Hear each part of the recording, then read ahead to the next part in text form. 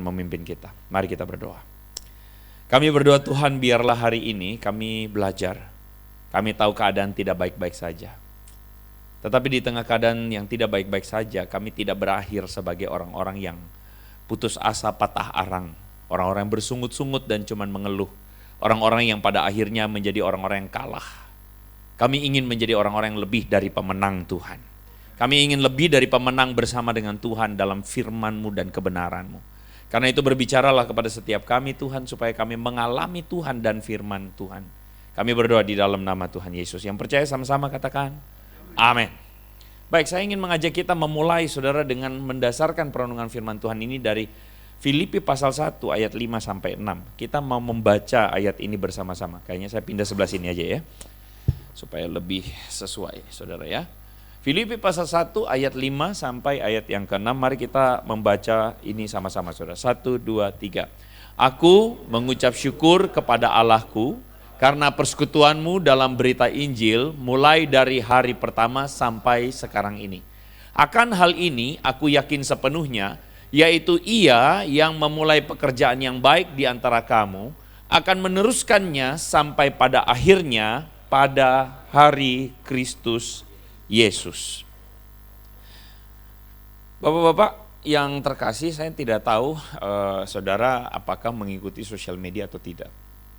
Tapi ketika memikirkan tema ini, saya langsung terpikir tentang satu berita di mana ada seorang WNI yang sedang liburan ke Korea, lalu tiba-tiba dia melarikan diri dari rombongan. Bapak-bapak tahu nggak itu? Tahu ya? Jadi ada seorang WNI yang ikut rombongan tur ke Korea, terus tiba-tiba satu hari dia hilang. Ya saudara, dia hilang. Penyelenggara turnya pikir dia diculik atau dia hilang gitu ya, terus dilaporkan, ini orang hilang. Polisi Korea selidiki saudara-saudara ya, dan ketika diselidiki polisi ngambil kesimpulan, dia nggak hilang, dia melarikan diri. Orang tersebut adalah namanya Femas, seorang pemuda yang saya nggak tahu asalnya dari mana, tapi dia tiba-tiba keluar melarikan diri dari rombongan tur. Nah ini saya mau tanya ini bapak-bapak ini ya, para pengusaha ini ya. Nah ini insting pengusahanya kuat ini. Orang banyak bilang, kenapa ya, apa ya? Wah berapa kali saya tanya orang nggak tahu. Enggak, dia mau kabur karena dia memang pengen keluar dari Indonesia dan mau cari kerja di Korea. Sesimpel itu saudara-saudara. Kalau saudara pernah ingat ada tagar kabur aja dulu, pernah ingat enggak? Itu di awal tahun ini, itu terjadi. Kenapa? Karena mungkin ya, Femas ini adalah salah satu contoh dari orang-orang yang merasa bahwa, wah sulit sekali berada di sini. Cari kerjanya susah, terlepas dari apakah dia berpendidikan atau tidak, kita bukan persoalan itu ya. Tapi kayaknya kita sama-sama merasakan perasaan yang sama. Ya. Kita merasakan perasaan yang sama. Hari ini kita sedang ada dalam ekonomi yang tidak baik-baik saja. Saya merasa ya berjumpa dengan pengusaha-pengusaha ya. Berjumpa ngobrol dengan mereka. Kayaknya 9 dari 10 pengusaha yang ngobrol sama saya akan berkesimpulan bahwa makin susah Pak. Makin ditekan kita. Makin dijepit kita. Bahkan saya kok hampir tidak ketemu ada orang yang bilang, oh usaha saya maju Pak, puji Tuhan. Kalau Anda usahanya maju, puji Tuhan, saya bersyukur juga ya. Artinya ada kemurahan Tuhan, amin. Tapi rata-rata kita secara umum kita merasakan perasaan yang sama bukan? Perasaan apa? Perasaan bahwa iya keadaan makin sulit. Kemarin dolar menguat, bukan dolarnya menguat, rupiahnya melemah, begitu ya. Ekonomi seperti ini. Dan saya tidak tahu bapak-bapak, saudara-saudara, Anda merasakan hidup Anda itu dalam keadaan apa? Gagal atau berhasil? Nah tentu saya percaya tidak bermaksud untuk menghilangkan banyak hal yang baik yang saudara sudah punya. Saya percaya Tuhan telah memberkati kita. Ya. Tapi belakangan ini, bapak-bapak, saudara-saudara, Anda merasakan hidup Anda banyak kegagalan-kegagalan enggak? Ada banyak hal yang turun enggak? Ada banyak hal yang runtuh enggak? Ada banyak hal yang gagal enggak? Ada banyak rencana-rencana yang tidak terjadi enggak? Ada banyak hal-hal yang kayaknya bukan cuma kerjaan Pak, Bukan cuman usaha Pak, tapi juga pertemanan. Berantem sama orang. Bisa jadi juga relasi dengan keluarga. Bisa juga maaf, izin saudara, dengan anak. Kita ngalamin kegagalan dan kegagalan. Sehingga saat ini saya mencoba untuk tidak bermaksud untuk mematahkan semangat saudara, tapi saya berpikir berapa banyak dari kita merasa pada akhirnya, kayaknya kalau lihat hasil-hasil hidup kita, kayaknya kita gagal ya. Kayaknya banyak yang tidak sesuai ekspektasi ya, tidak sesuai harapan ya. Nah kalau saudara merasa bahwa dalam hidup saudara ada banyak hal yang buruk terjadi, saya mau kasih tahu buat saudara. Kebenaran firman Tuhan atau kebenaran Injil yang saya ingin beritakan adalah Tuhan lebih peduli dengan siapa Anda ketimbang apa yang Anda hasilkan. Kenapa saya ngomong begini? Begini, saya bisa paham karena apa? Banyak orang itu kita dari kecil, kita selalu dibesarkan dengan mentalitas begini. Saya nggak tahu Bapak Ibu, Bapak-Bapak merasakannya nggak? Kalau saya merasakannya, kita selalu dibesarkan dengan mentalitas hasil. Kita selalu ditanya hasilnya, betul nggak? Contoh, ujian yang selalu ditanya berapa nilainya, bukan bagaimana kamu belajarnya, betul? Sama orang tua kita selalu dituntut hasilnya berapa. Orang tua kita tidak pernah tanya, kamu belajarnya bagaimana, susah apa enggak, apa yang kamu pelajari. Enggak, yang mereka tahu berapa nilainya. Betul kan? Tanpa sadar kita tuh akhirnya mengukur hidup kita itu baik atau tidak berdasarkan hasil. Ranking, nah dulu ini saya menduga bapak-bapak pasti masih ada zaman ranking nih ya. Saya aja masih zaman ranking kan. Selalu ditanya, kamu ranking berapa? Dia tidak peduli kamu itu di sekolah baik atau tidak, betul nggak? Kita tidak pernah ditanya, kamu di sekolah jujur tidak? Nggak pernah. Kita selalu ditanyain, ranking apa enggak? Betul nggak? Tanpa sadar kita hidup di tengah-tengah dunia yang selalu berorientasi pada hasil. Dan maaf ya, maaf. Tanpa sadar orang pun mengenakar kita berdasarkan sukses apa enggak kerjaannya. Betul kan? Dan kadang-kadang kalau kita bekerja, maaf pernah jadi pegawai, kita selalu ditanya juga gajinya berapa. Orang nggak peduli kamu bekerja dengan giat atau enggak. Orang nggak peduli kamu kerjanya jujur apa enggak. Orang nggak peduli. Orang cuma peduli gajimu berapa. Kita hidup di tengah dunia yang membuat kita tanpa sadar selalu berpikir tentang hasil. Itulah masalahnya. Dan berita firman Tuhan hari ini, Injil yang membebaskan. Saudara tahu Injil itu apa? Euangelion bahasa Yunaninya. Apa itu euangelion? Kabar baik. Kabar baik buat apa? Kabar baik buat dunia yang binasa. Kabar baik buat dunia yang terikat. Kabar baik oleh dunia yang ditipu oleh si raja penipu, raja dusta. Siapa? Iblis. Raja penipu, raja dusta selalu memasukkan dusta dalam pikiran kita sampai tanpa sadar kita tuh terikat. Kita terikat bahwa kita mesti berhasil, kita mesti sukses. Dengarkan saya baik-baik, saya tidak anti berhasil, saya tidak anti sukses. Tapi dalam definisi apa kita memahaminya? Nah izinkan hari ini firman Tuhan bicara sama kita, amin. Dan izinkan hari ini Tuhan bicara bahwa di dalam surat ke Filipi, kalau saya suka bilang balik ke settingan pabrik. Apa itu balik ke settingan pabrik? Balik ke rencangannya Tuhan. Tuhan merancang kita, bapak-bapak. Dan waktu Tuhan merancang kita melalui firman Tuhan, disinilah kebenarannya. Mari kita baca sekali lagi sama-sama. 1, 2, 3. Aku mengucap syukur kepada Allahku karena persekutuanmu dalam berita Injil mulai dari hari pertama sampai sekarang ini. Akan hal ini aku yakin sepenuhnya, yaitu Ia yang memulai pekerjaan baik di antara kamu akan meneruskannya sampai pada hari Kristus Yesus. Pada hari Yesus Kristus datang. Kalau Bapak-bapak perhatikan di situ dikatakan Paulus bilang aku mengucap syukur.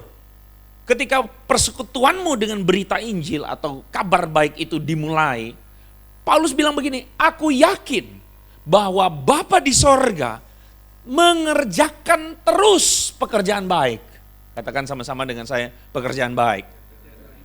Bapa mengerjakan pekerjaan baik dalam hidup Anda. Dalam hidup setiap kita. Ketika Anda berada dalam berita Injil. Pertanyaan saya begini. Ini Paulus tulis surat ini kepada jemaat Filipi. Jemaat Filipi ada nggak yang hidupnya bermasalah? Saya rasa ada. Yang namanya manusia hidup masa ada sih yang nggak ada masalah? Betul? Masalahnya gampangnya gini aja, pulang dari FGB ini Anda pulang Anda udah mikir, aduh macet lagi. Betul kan? Betul kan? Ada nggak ya hidupnya dipenuhi mujizat sampai mobil-mobil minggir kayak laut Teberau, saudara-saudara? Kayak Musa lewat jalan itu, jalan lancar. Ada nggak? Nggak ada, saudara. Sampai di sini Anda bahkan lagi mikir kerjaan di kantor, betul nggak? Anda lagi mikir kredit macetnya mungkin. Anda lagi mikir klien Anda lagi nggak bayar. Masalah itu yang namanya masalah pasti ada. Di dalam jemaat Filipi ada yang bergumul dengan masalah. Bergumul dengan mungkin ekonominya, bergumul dengan keluarganya, bergumul dengan relasinya. Apakah mujizat Tuhan tidak terjadi sama mereka? Ini bukan soal masalah mujizat Tuhan terjadi atau tidak. Tapi dalam perspektif Tuhan, dalam kehidupan Tuhan itu tidak pernah berhenti melakukan pekerjaan baik. Katakan amin saudara-saudara. Tuhan tidak berhenti mengerjakan pekerjaan baik dalam hidup saudara. Cuman kadang-kadang kita tuh berpikir selalu dari hasil. Kalau kita berpikir hasil melulu, kita susah melihat pekerjaan baik itu. Nah, saya mau ajak kita melihat lebih dalam lagi. Bapa melakukan pekerjaan baik. Menurut saudara, Bapa mengerjakan pekerjaan baik itu bagaimana? Apa pekerjaan baik Bapa dalam hidup saudara? Apa pekerjaan baik dari Bapa dalam hidup dalam hidup saudara sebagai anaknya? Ada?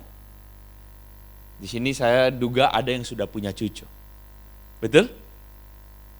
Oh enggak ngaku. Cucunya 8. Siap. Oh itu udah senior sekali. Senior sekali.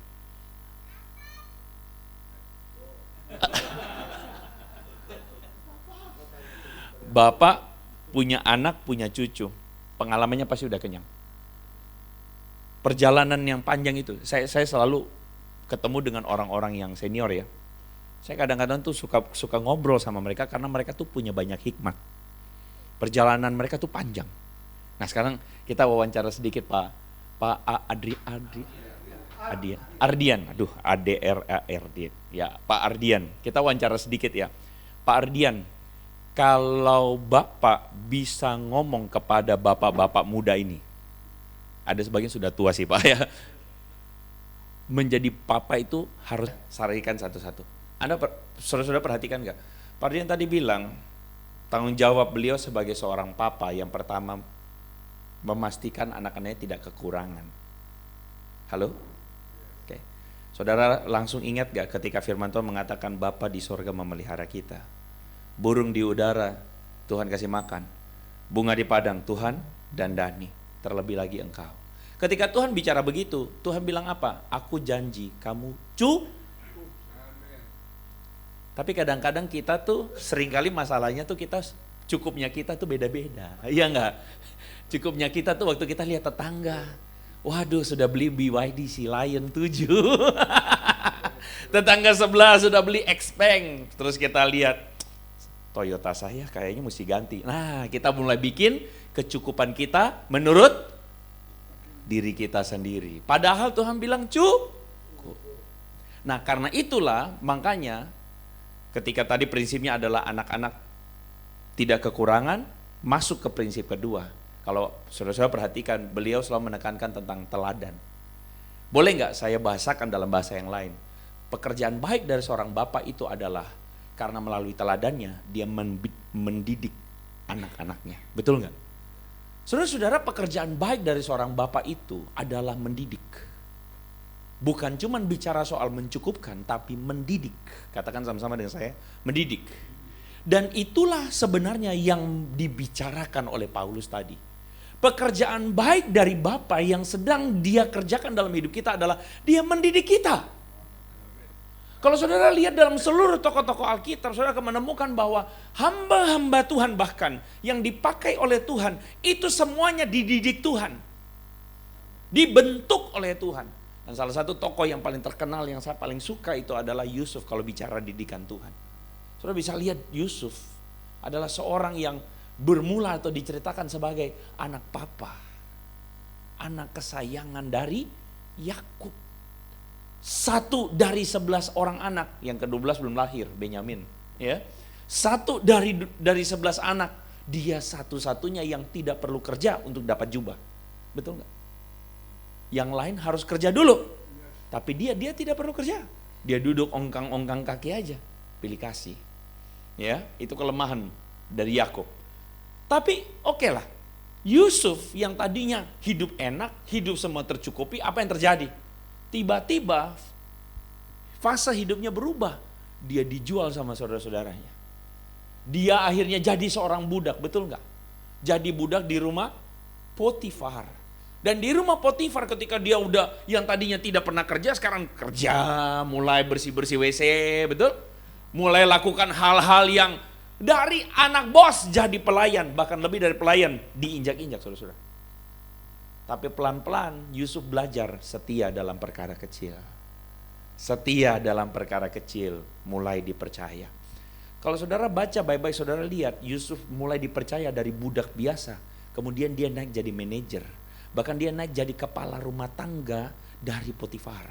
Kepala rumah tangga itu maksudnya apa? Dikatakan semua aset Potifar diatur sama Yusuf. Ladangnya, asetnya, kekayaannya, gudangnya semua diatur sama Yusuf. Saudara lihat gak? Yusuf belajar dari bawah, dia naik pelan-pelan. Tapi cerita ini gak sampai di situ. Ketika dia jadi kepala rumah tangga Potifar, apa yang terjadi? Digoda sama tante-tante, istri Potifar. Apa yang terjadi? Yusuf bilang, aku tidak mau berdosa kepada Tuhan. Saudara biasanya kalau kesaksian, kalau bilang, aku tidak mau berdosa, lanjutannya apa? Tuhan tolong saya, betul? Apa yang terjadi nih Yusuf? Tuhan tolong? Halo, Tuhan tolong? Masuk penjara. Tuhan tolong tidak itu? Bagi perspektif manusia, kelihatan Tuhan tidak tolong. Betul? Tapi kita tahu betul, proses semua itu terjadi kalau kita baca baik-baik, Tuhan tuh sedang membentuk Yusuf. Banyak orang Kristen berdoa supaya Tuhan mengubah keadaan. Tapi sangat sedikit sekali yang berdoa, Tuhan, bagaimana saya dibentuk melalui keadaan ini? Kalau saudara baca baik-baik, saudara baca baik-baik, saudara akan ketemu di tengah keadaan Yusuf jatuh hidupnya, dapat masalah, dapat hambatan. Di situ Alkitab bilang begini, tetapi Tuhan menyertai Yusuf. Di mata Yusuf, saya yakin Yusuf itu tidak saudara tidak pernah baca bahwa ketika Yusuf masuk penjara, maka Tuhan berfirman kepada Yusuf, Ucup, tenang saja Cup, nanti 3 tahun kau keluar. Nggak bilang begitu saudara, betul nggak? Betul nggak? Waktu Yusuf diikat jadi budak, tidak pernah keluar firman Tuhan bilang, Cup, santai saja Cup, nanti kamu begini dan begini. Nggak pernah saudara. Yusuf juga tidak pernah dikasih mimpi, betul nggak? Saudara, hari ini berapa banyak dari saudara yang ngalamin ini? Kemarin saya baru melayani seorang anak pengusaha di Surabaya. Dia pengusaha cold storage, ya, cukup besar. Itu ininya sampai ke Manado, ke Sulawesi, ke bagian timur. Anaknya baru balik dari US, balik-balik agnostik. Saudara tahu agnostik? Balik-balik, saya tidak percaya Tuhan. Cewek, hidupnya ada masalah-masalah. Saya bisa ngerti, ya, hidupnya ada masalah lah begitu saudara. Dalam rumah tangga juga masalah. Dia ngobrol sama saya tidak mampu lihat Tuhan. Kenapa Tuhan begini? Kenapa Tuhan begitu? Kenapa Tuhan jahat? Saya lakukan apa yang salah sama Tuhan? Saya cerita pelan-pelan tentang ini. Terus dia diam. Ya. Saya bilang masalah kita adalah kita itu seringkali cuma mau melihat dari kacamata kita. Mari kita lihat dari kacamata Tuhan. Sama seperti anak kecil yang lagi marah-marah. Misalnya ya, saudara punya cucu. Ini contoh aja. Saudara punya cucu. Cucu saudara ngadu kepada saudara. Kung, kung, kung, kung. Panggilnya apa? Kung, kung, akong. Akong. Aku stres. Kena mental health. Ya, anak sekarang kan begitu kan ya. Mentalnya kan katanya apa? Dibanting sedikit udah langsung hancur kan. Kalau zaman kita, waduh, berjuang. Pak Ardian ceritanya tuh mewakili sekali itu. Itu harus saya hargai sekali. Nggak punya apa-apa, nggak punya orang tua, harus berjuang sendiri, betul? Anak zaman sekarang punya segalanya tapi cepat menyerah, betul loh? Stres, terus teriak sama kung Ardian, Kan Kungkung kenal kepala sekolah saya. Tolongin saya. Saudara, sebagai seorang bapak yang baik, adakah bapak yang bilang begini? Tenang ya, papa kenal kepala sekolahnya. Nanti papa bilang, Pengyo ini, papa bilang sama kepala sekolah, tidak usah kamu ujian, tidak usah kamu, tidak usah kamu kumpul tugas, nanti kamu lulus. Ada nggak kayak begitu?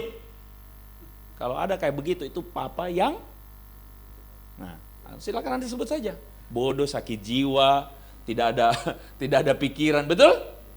Sebagai papa yang baik, Kungkung yang baik, Anda akan bilang apa? Nah, lalui jalan. Susah? Gak apa-apa. Itu membentuk kamu. Itulah kasih yang sebenarnya. Kasih yang sebenarnya mendidik. Saya bilang saya suka sekali ketemu dengan orang-orang yang, izin Pak Ardian, saya tuh kalau ketemu dengan Pak Nanang dan kawan-kawan itu, saya tuh suka cita. Kenapa? Saya belajar sesuatu dari mereka. Selalu saya belajar dari pengalaman orang-orang yang lebih tua itu. Karena apa? Karena pengalaman mereka panjang. Satu kali saya di gereja, saya ketemu dengan salah seorang mantan Lause. Jadi dia tuh dulu guru Mandarin. Kerjanya tuh guru Mandarin. Lalu dia cerita begini, dia bilang begini sama saya sebagai penginjil muda. Dia bilang begini, Contau, saya ajarkan Contau satu hal dimanapun Contau pergi, Contau ingat, kata dia. Dia bilang begini, generasi pertama, dalam cerita orang Cina itu, generasi pertama selalu beli sapi. Generasi kedua mengembangbiakan sapi.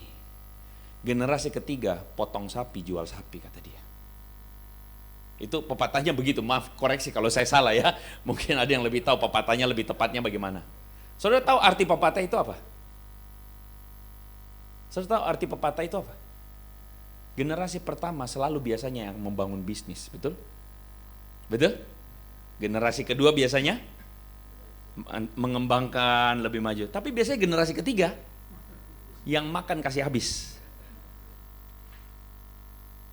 Pepatah itu mau kasih tahu sama kita kebijaksanaan orang Tionghoa itu ya, bahwa dengarkan ini baik-baik. Segala kenyamanan akan membunuh kita. Kenyamanan itu cenderung membuat kita tuh lupa diri. Cenderung membuat kita tuh akhirnya tidak belajar. Cuman kadang-kadang seringkali kita tuh selalu ingin kenyamanan. Saya tidak anti kenyamanan kalau Tuhan memberkati kita, puji Tuhan, itu anugerah. Tapi jauh dalam hati kita paling dalam, tanamkan dalam hati bahwa apa? Dalam segala hambatan-hambatan yang saya alami, ini pembentukan daripada Tuhan. Kalau perspektif kita sudah begitu, maka kita mengerti satu hal, saudara. Kita bisa bersuka cita, kenapa? Karena kita ada di tangan Tuhan. Jadi kalau maaf, saya tahu tidak ada dari antara kita yang ingin masalah. Saya pun tidak pernah berdoa minta masalah. Saya tidak pernah bilang, Tuhan ujilah aku, Tuhan. Saya takut. Betul, saya takut. Saya takut bilang Tuhan, takut saya. Tapi saya bilang begini, saya hari ini doa minta kelancaran. Tapi kalau hari ini tidak lancar, itu berarti apa? Tuhan mau saya belajar sesuatu yang lebih baik. Tuhan lagi ajar saya naik level, upgrade, saudara. Betul? Kalau saudara, saya mau izinkan saya balik ke Yusuf sedikit. Yusuf itu naik jadi mangku bumi. Ibaratnya tuh bupati di tanah Mesir. Kalau saudara perhatikan, kenapa Firaun tunjuk dia jadi bupati? Karena dia bukan cuma menafsirkan mimpi Firaun, tapi dia bilang begini sama Firaun. Firaun, dalam 7 tahun masa kekeringan, Firaun mesti segera persiapan. Karena sebelum 7 tahun kekeringan, ada 7 tahun kelimpahan. Dalam 7 tahun kelimpahan, Firaun simpan 20% benih. 20% hasil Firaun simpan tiap 7 tahun itu. Baru nanti waktu kekeringan kita punya makanan. Dari mana Yusuf belajar itu sekarang saya tanya? Tepuk tangan dulu. Dari mana Yusuf belajar itu? Waktu dia jadi budak di rumah Potifar. Kalau dia terus jadi anak papa di tanah Kanaan yang berlimpah susu dan madu, kan saya tanya, belajar apa dia? Dia cuma belajar beli Gucci, beli Louis Vuitton, beli apa? Rolex. Betul enggak? Dia cuma belajar apa? Beli Ferrari. Dia cuma tahu harga sepatu Bali. Betul enggak?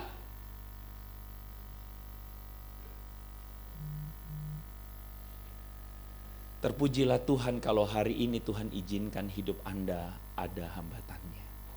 Itu artinya berkat Tuhan melimpah atas Anda. Tepuk tangan untuk Tuhan. Makanya kita mengerti ayat ini dengan lebih baik.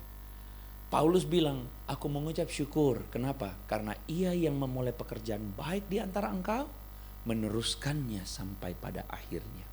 Hidup kita tuh anugerah. Artinya apa? Kita bukan karena hebat, bukan karena mampu, bukan karena jago. Tapi semuanya itu Tuhan yang mampukan. Betul nggak? Kita belajar kerja keras dari cerita Pak Ardian tadi. Beliau belajar kerja keras. Kenapa? Itu berkat Tuhan. Berkat Tuhannya bukan bisnisnya, maaf bukan bermaksud saya apa. Berkat Tuhan tuh mentalnya. Betul nggak saudara? Berkat Tuhan tuh bukan berapa banyak uang di kantongnya, tapi berkat Tuhan tuh berapa besar hatinya. Luar biasa nggak saudara? Berkat Tuhan bukan berapa banyak saham kita, tapi berapa banyak kemurahan hati yang kita punya. Saudara lihat nggak? Amin. Saya percaya itu berkat Tuhan. Makanya kalau kita lihat, sekali lagi saya balik lagi. Kita ada di tengah dunia yang selalu tipu kita. Dunia yang selalu tipu kita karena dunia selalu bilang kamu tuh berharga kalau kamu punya hasil. Padahal bukan itu kebenarannya. Ingat ya, iblis bapa segala pendus. Dan orang tuh tidak ada dusta tipu-tipu tuh yang dusta tipu selalu enak, betul nggak? Menyerupai kebenaran. Padahal cara Tuhan adalah Tuhan ingin membentuk, memproses kita. Roma pasal 8:28 mengatakan apa? Allah turut bekerja dalam segala sesuatu mendatangkan kebaikan. Nah seringkali ayat ini dipotong sampai 28. Kalau saudara lihat 29, lanjut kita baca ayat 29 dari sebab ini. 1, 2, 3. Sebab semua orang yang dipilihnya dari semula, mereka juga ditentukannya dari semula untuk menjadi serupa dengan gambaran. Saudara lihat nih, gambaran anaknya inilah kebaikan itu. Kebaikan yang Tuhan sedang kerjakan dalam hidup saudara dan saya adalah Dia membentuk kita menjadi seperti Yesus. Nah, ini tuh penutupnya. Makin dijepit, makin apa maksudnya melejit? Melejit itu maksudnya adalah makin dijepit, seharusnya makin kelihatan Kristus dalam hidup kita. Saya mau pakai sedikit kesaksian Pak Ardian tadi. Maaf Pak, izin lagi ya. Beliau terakhir bilang, ini saya izin saya kesaksian. Beliau bilang begini, di tengah masa susah kayak begini, saya terus berusaha ribuan orang tetap bisa UMR. Betul? Saya berusaha supaya karyawan saya bisa makan di kantin. Artinya apa? Ada sebuah dedikasi karakter yang mau ditunjukkan bahwa ini bisnis bukan cuma buat saya. Bukan cuma untuk mempertebal lumbung-lumbung saya, tapi juga jadi berkat melayani. Anda, saudara, bagi saya berbahagialah anak-anak atau cucu yang mampu melihat ada opa yang jadi berkat. Disitulah mereka dapat inspirasi, betul nggak saudara-saudara? Anak dapat inspirasi. Bukankah itu berkat terbesar? Saya berjumpa dengan banyak sekali orang-orang yang kelihatan sukses di bidangnya. Maaf, tapi tidak pernah betah di rumah. Pulang ke rumah kayak neraka. Saudara ketemu itu? Karena tidak ada damai sejahtera. Tidak ada keteladanan. Pulang kerjanya berantem dengan pasangan. Dengan anak-anak tidak pernah akur. Anak-anak kepahitan. Sekarang saya tanya, apa gunanya kita memperoleh segala kesuksesan dunia? Tapi kita kehilangan hidup kita. Saya ingat pepatah yang selalu bilang begini, kita punya rumah 7, yang kita tinggal cuma 1. Betul? Kita punya rumah 1, isi kamarnya 7, yang kita tinggal cuma 1 kamar, betul? Kita punya kamar 1, ranjang ada 2 spring bed mahal, yang kita tidur cuma 1 tuh ranjang, betul? Kita ranjang 1, bantal ada 7, yang kita pakai cuma 1, betul? The fact is, we live small. When you live small, something remain is your character. It's not your money.